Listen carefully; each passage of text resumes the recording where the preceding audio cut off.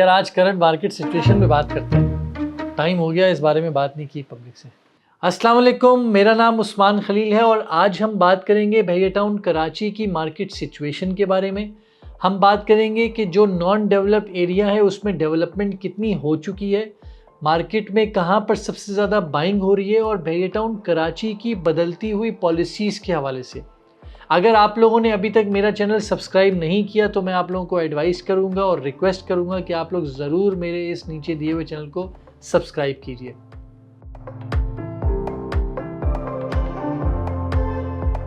लोगों का अक्सर ख्याल था कि भैया टाउन कराची की मार्केट अब ड्रॉप हो जाएगी, लेकिन आप सब जानते हैं कि भैया टाउन कराची को लोग अब इन्वेस्टमेंट के साथ साथ एक अपनी रेजिडेंशियल पर्सपेक्टिव से भी सोचते हैं। पूरे भैया टाउन कराची को छोड़ के पूरे हाईवे पे जितनी भी सोसाइटीज़ लॉन्च हुई हुई हैं, मैं आपको गारंटी के साथ बताता हूँ आने वाले वक्तों में मैं आपको इसकी वीडियोस आपके साथ शेयर करता रहूँगा। आप उसमें देखिएगा कि चाहे किसी बिल्डर ने बहुत अच्छी सोसाइटी क्यों ना बनाई हुई हो, लेकिन लोग वहाँ पर रिहाइश के लिए फ़िलहाल नहीं सोच सकते, क्योंकि ना ही वहाँ पर कोई कमर्शियल अवेलेबल है, ना ही कोई वहाँ पर बहुत ही ब्रॉडर वे में कोई आबादी मौजूद है, ना ही कोई लाइफस्टाइल मौजूद है।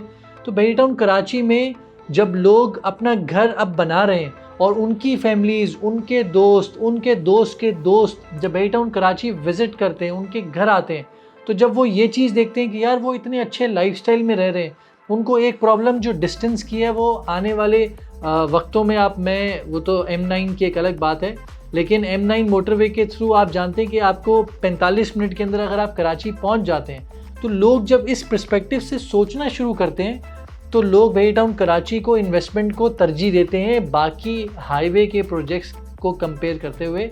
DHS सिटी को भी इतनी ज़्यादा कंपैरिजन नहीं की जाती।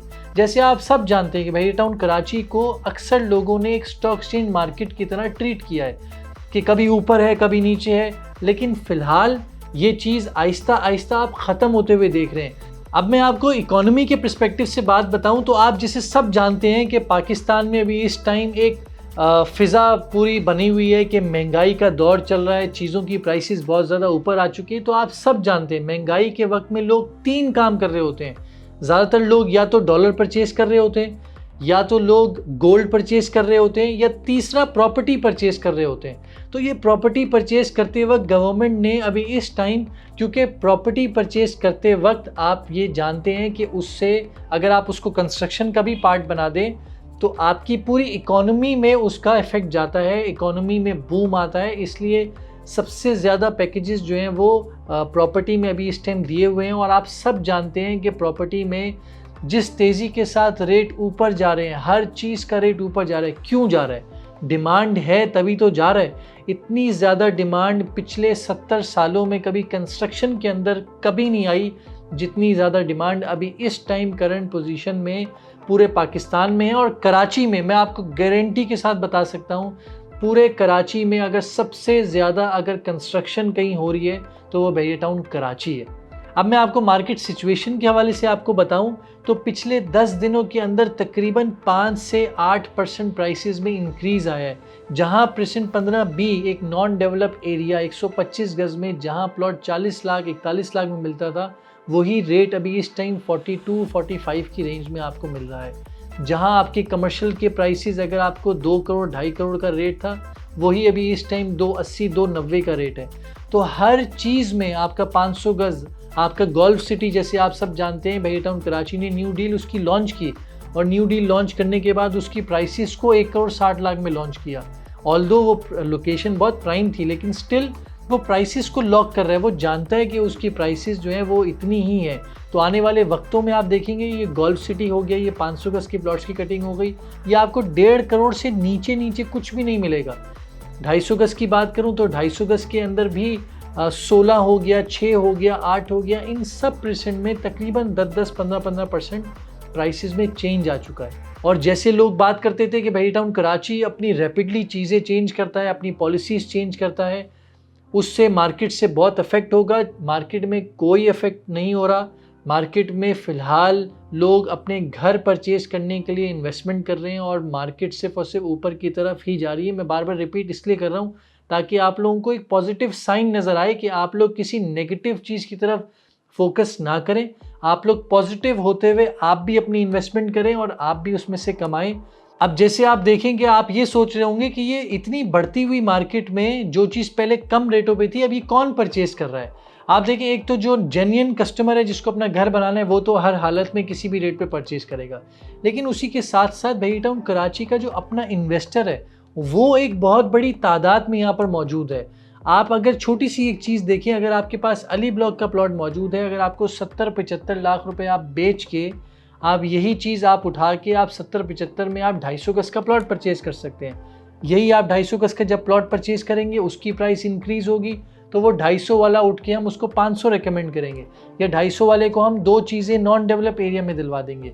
अगर आपके पास, हम अक्सर अपने कस्टमर के साथ उनको यही एडवाइस कर रहे होते हैं ताकि उनकी ट्रेडिंग होती रहे, वो अपनी मंथली बेसिस पे इनकम जनरेट करते रहे। मैं उम्मीद करता हूँ कि जो आप लोगों के भी जो एडवाइज़र होंगे, प्रॉपर्टी एक्सपर्ट होंगे, वो आपको इसी तरीके से गाइड कर रहे होंगे, क्योंकि हमारा बेसिक सा फॉर्मूला है कि हम अपने कस्टमर को बेनिफिट दिखाएं थ्रू भैया टाउन प्रॉपर्टी, उसको कमा के दें। हमारी यही कोशिश होती है कि हम अपने हर कस्टमर को हम कमा कर दें। जैसे आप सब जानते हैं कि मार्केट में अक्सर लोग यही काम कर रहे होते हैं कि कस्टमर की नीड को पूरा किया जा रहा होता है।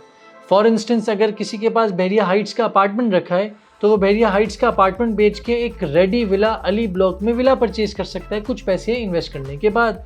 अगर किसी के पास अली ब्लॉक का विला रखा है तो वो अली ब्लॉक में एक और प्लॉट परचेज करके, मतलब उसको बेच के एक और प्लॉट परचेज करके उसके ऊपर कंस्ट्रक्शन कर सकता है। अगर किसी के पास प्रेजेंट 15 में 14 में मैं कहता हूँ 250 गज 500 गज, अगर किसी के पास 250 गज है तो वो बेच के हम उसको 500 गज की ऑफ़र करते हैं कि वो कुछ पैसे इन्वेस्ट करे, उसको एक नॉन डेवलप एरिया में बगैर इन्वेस्टमेंट के भी हम उसको ऑप्शन दे सकते हैं। तो इसी तरीके से लोग ट्रेड कर रहे हैं। अगर किसी को रेंटल इनकम की तरफ जाना होता है तो उसके प्लॉट प्राइस इतनी ज़्यादा ऊपर आ चुके हैं कि हम उसको बोलते हैं कि आप ये बेचें, आप मंथली रेंटल इनकम के ऊपर आप ये परचेज कर लें।